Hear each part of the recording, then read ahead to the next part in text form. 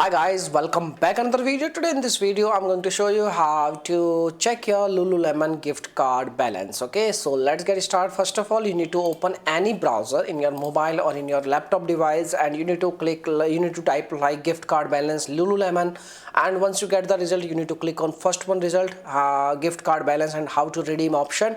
And once you click on this option you will be redirected to on this page, and on this page you can see over here there is an option like gift card number and your card number and your pin number. You need to enter details and you need to click on check balance, and where you can get your card number and pin number. So the card number and pin number is printed on the back side of your card. You can check your card number and pin number on the back side. You need to scratch the area, you will get your pin number, and once you get the card number and pin number you need to simply enter the details over here, and once you complete this process you need to click on check balance, and that's it. By using this method you can easily check your Lululemon gift card balance. Hopefully this video helpful for you. If yes, please hit a like button, and thanks for watching this video. Bye bye.